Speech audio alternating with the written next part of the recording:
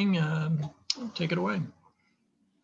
Alrighty, guys. Happy Thursday to everybody. I told you I'd give you some more information about where we were as far as quarantining and contact tracing, and so I'll give you an update there. After today, with hopefully good results from this morning's testing, we will be able to have all our members of our team back that were either quarantined due to positive tests or quarantined due to contact tracing. I want to take a minute to thank both our USC medical team that's headed up by Dr. Winger and Dr. Van Orman, as well as LA County. It's a credit to them with the guidance they give us and the protocols that are in place to have 4 positive tests and immediately shut it down. It speaks volumes to the plan that was put in place months ago, the protocols that they gave us, the resources that they gave us going into this season, and then want to thank our players and our staff for the discipline.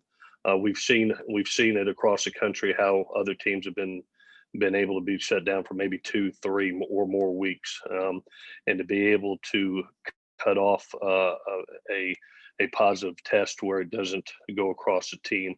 Just a credit to the people that we're surrounded by our medical team. So I thank them, and it will be nice to have everybody back going into this game. It's been a good week of preparation for us. I know the kids are excited about having the opportunity to compete both in a historic place like the Rose Bowl, but as well against a good UCLA team. We look forward to the opportunity. On the injury front, Liam Jimmons is looking good. He's actually practiced the last 2 days and does not seem to have significant, was not as significant as we originally thought. He's sore, but doing well. Raylan Goforth has had a good week of practice. Anticipate both those gentlemen for our game. And then Dorian Hewitt will be out for this game with concussion protocol going into this game. We'll see how it plays out for next week. But just being honest, I don't see it happening for this game. And then from a surgery front, Jude Wolf and Greg Johnson's surgeries went extremely well, and we don't see any long-term injury towards this. Both went extremely well and should be back with us hopefully for next fall. But they both went well. With that, I'll answer any questions that you have. Okay, again, a reminder to raise your hand. We'll start with Ryan Karchi.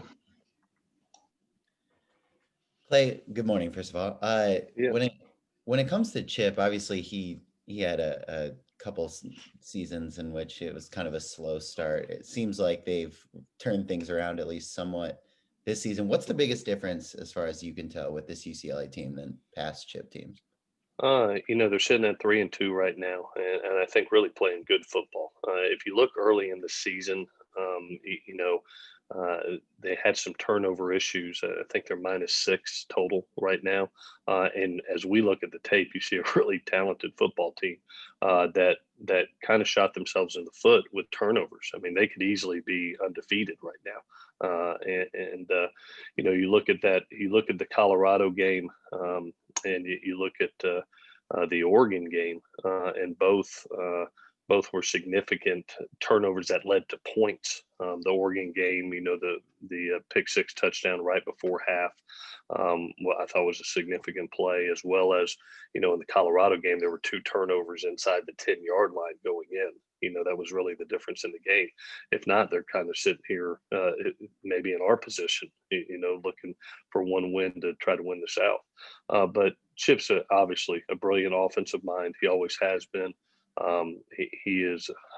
Everybody sees him as a spread guy, a tempo guy, but he's really one of the better run game coaches there are in college football. You look at, I think it's 8 out of the last 13 games they've rushed for 200 yards or more. And he really tries to stay ahead of the sticks and not having negative yardage plays, and does a good job with that. And with the guys that he has in the backfield with DTR and Felton, as well as Britton, he's got a talented backfield that he's doing a lot of good things with again this year in the run game. Okay, Adam Grossbard. Clay, how different does this rivalry week feel without students on campus? Are the statues and Trojan Sword even like wrapped up and protected like usual years? Yeah, I'm actually going to see. They're having an honorary Trojan Knights function today. That I'm going over to see our Trojan Knights, and we're actually bringing the victory bell out to practice today to kind of go through the history of it with our younger players that are just coming on board, and to try to make it as traditional as we can. This is a different year.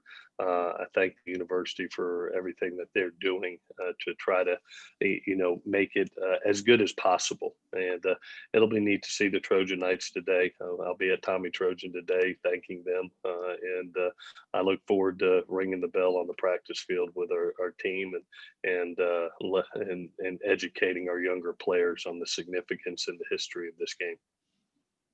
And what impact have you seen Johnny Nansen make over at UCLA? And, do you adjust anything when you're going up against one of your former assistants? Yeah, Johnny's a tremendous coach and friend, and is a tremendous recruiter also. When Chip brought him on, I thought what a great take because Johnny has coordinator mentality, as a terrific position coach, and obviously is on the other side of the ball, so he knows our offense. He's seen it firsthand, but we're an execution-based offense. We do what we do, and try to master the schemes that we master. So we don't try to reinvent the wheel to another team, but. Obviously Johnny's doing a good job over there with their defense. We've seen significant strides from last year to this year on their production. You look at, gosh almighty, 18 sacks, 39 tackles for loss. They're living in the backfield and doing a really nice job of keeping people behind the sticks, which will be a big part of this game. So credit Johnny, credit Coach Kelly for hiring a good coach, and credit Johnny for what he's doing defensively over there. Mark Culkin. Good morning, Coach. Good morning. Good morning. Have there been any thought put into how to honor the seniors this season? You mentioned 2020 is different, obviously. With this rivalry game, are you guys going to be doing anything special for the seniors going out this year? It's really going to be postseason, Mark, to be honest with you, because we'll have some exit interviews. It's a different situation, and we still got another game. All of us, the entire conference, will be playing next week. Not only the championship game, but you're going to have all the other teams playing also, and so. It's really everybody's last game is next week, and so we are going to honor our seniors, but we're also going to visit with them to see what their future is, because obviously in this time they do have the opportunity to come back. So there's NFL evaluation discussions that will be had. There will be a lot of our kids are graduated. Will they move on to the real working world, or do they want another experience? And obviously all our seniors that want to come back, I'll take each and every one of them that want to come back. I don't think I'll get them all. I think a couple of them are headed to play on Sundays. But it is a little bit different, and so we're going to honor postseason, whether it's at an awards banquet or whether it's with a special senior gift that we do. But it's just a little different with their parents not being here, fans not in the stands. It's just a different year. So, but we do have plans to honor them postseason. Thanks for that question, Mark. I haven't had that one yet. I'm glad people know that. We'll jump to shotgun. Clay, obviously you guys have an opportunity to play your way into the Pac-12 championship game. Is that a topic of discussion this week for the team?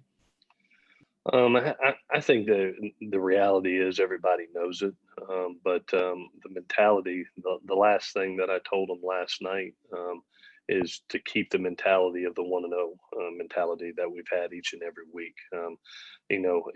You're being human. You think about scenarios of what next week can look like and what is it going to be and question marks. But the fact of the matter is, like I told them after practice, nothing matters other than this Saturday.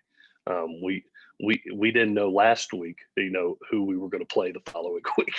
This time, you could play anybody. So let's just worry about Saturday. And I can't tell you who we'll play next week, really, to be honest with you. So we just need to worry about having a great opportunity to go to the Rose Bowl, play the game we love. In a great crosstown rivalry, and just try to get 1-0 on the week. And that's what these kids have done. They've poured themselves into each and every week. And we've got to keep the discipline of doing that again. And naturally, human nature does take over a little bit, but you got to try to fight it out and say, I know the importance of this game. I know the significance of this game for our season. But our job at the end of the day is to go 1-0 on the week. And then obviously you got an opportunity to see some more players on the defensive side last week in the second half. Did either reserve defenders, either from the package that you used or from that time at the end of the game, kind of stand out and to show you that they needed some more playing time? One of the guys there's two gentlemen that stood out to me as far as when they come in, there's no drop off of production. One is ITS, having the availability come in and give us the plays that he's giving, and there's no lack of production whatsoever. So it gives us the opportunity to give OG a break or give Chris a break, or like you saw, I think we actually had to move Chris into nickel one time in that game, and we were able to put ITS, and nothing changed. The other guy that I'm extremely thankful for, and he's come into games backing up Greg, but then he was significant in our dime package, and now he's going to get the opportunity to start as Maxell. Max has just had a tremendous season and a really consistent season.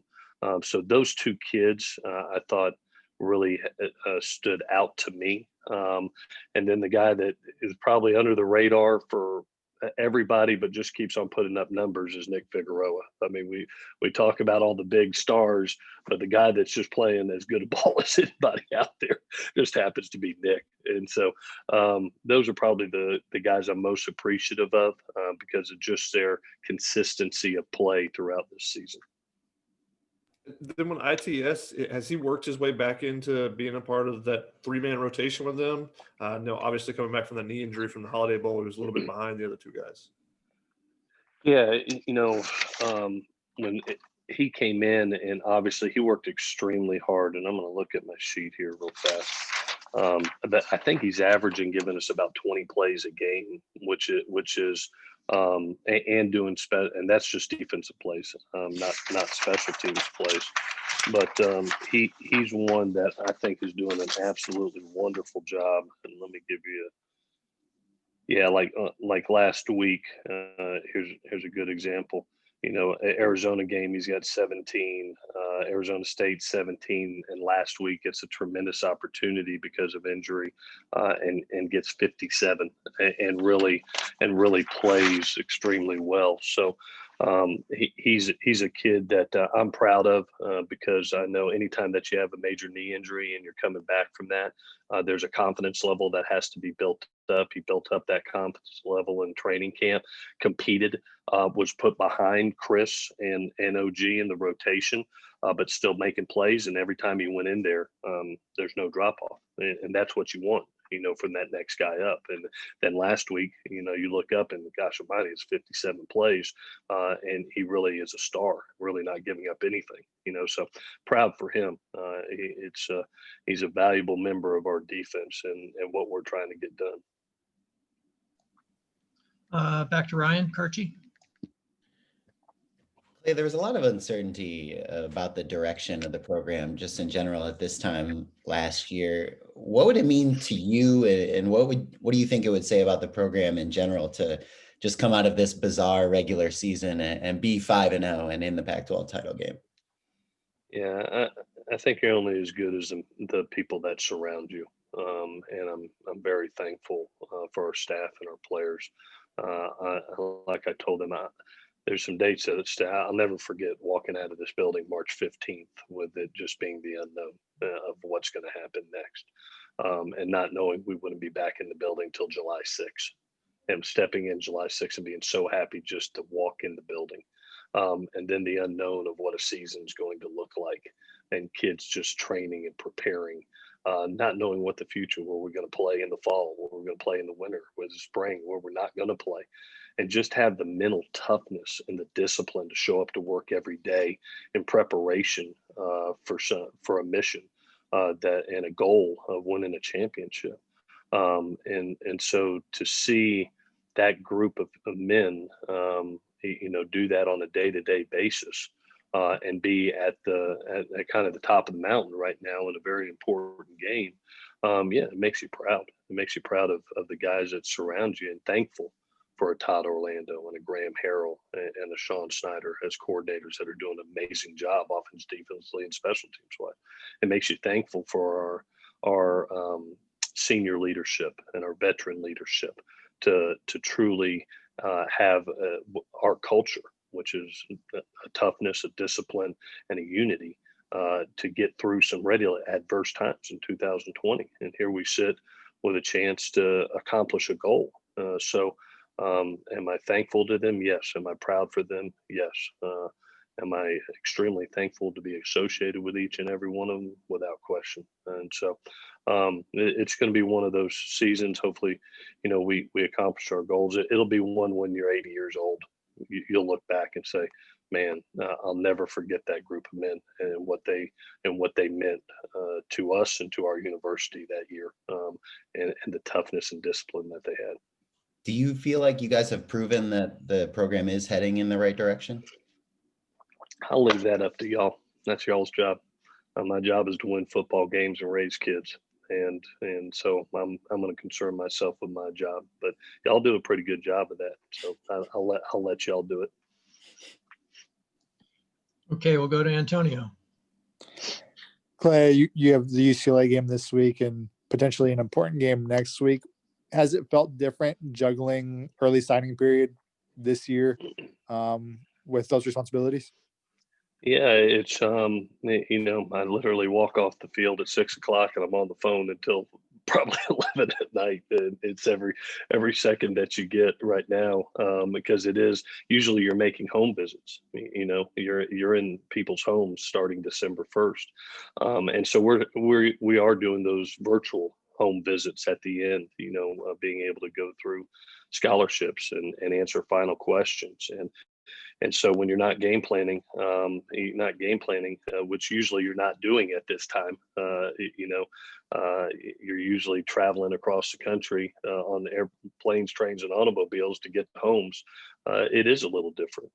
And if you're not doing media and not game planning and not on the practice field, you usually got a phone or an iPad duct taped to your head, and you're talking to the people that you hope you bring into your family. So it is a little bit different, and it does take time, but the greatest gift you can give somebody, especially somebody you're trying to get to be a part of your football family, is your time.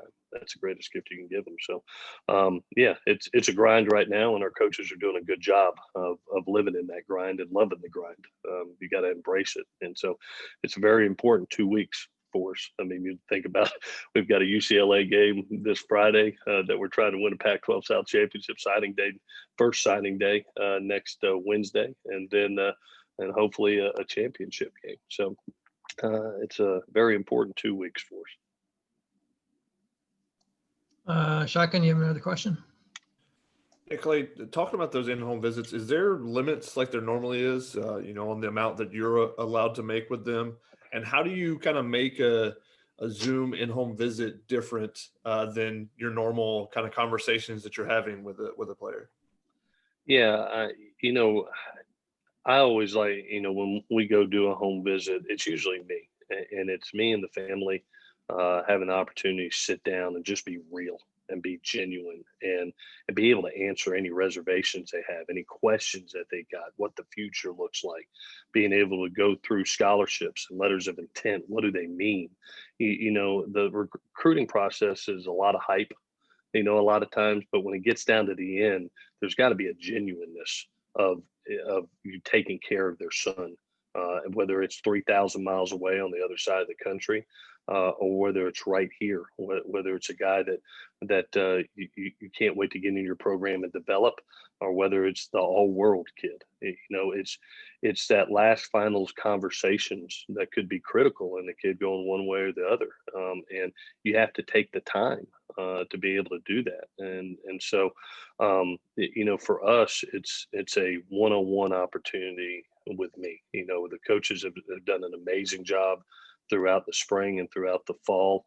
But at the end of the day, I like an intimate conversation with just the parents, the player, and myself, and truly having a heart to heart and an honest and clear and transparent conversation on what their questions are and answering them to see if it's the right fit for that student athlete.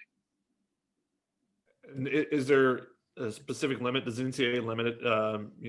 The fact that you're able to have those visits, because normally you're limited when No, you can go. because of the technology right now, Shotgun, it's considered a phone call basically. Gotcha. And we're unlimited in phone calls. So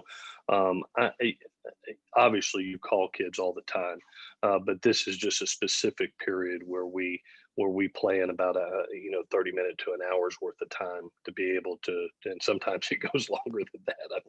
I've been on a couple that have been hours, but it's just the opportunity to be able to sit down and say, okay, let's put it all out on the table, and let's truly answer the tough questions, and because of it being more intimate, they're a little bit more relaxed in, hey coach, I really need to ask you this, rather than having all the staff there and all these people.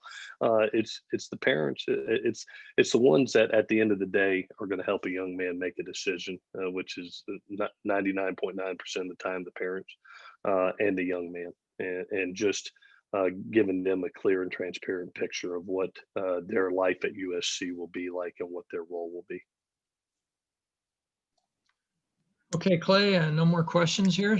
Media, thank you for joining us. Just a quick note that depending on what day we play next week, we might have to adjust our media schedule with you. We'll get that information to you as soon as that becomes clear. So kind of stand by and be a little flexible next week. And with that, hope to see you at the Rose Bowl on Saturday. And best of luck to you, Clay, and thanks, media, for joining.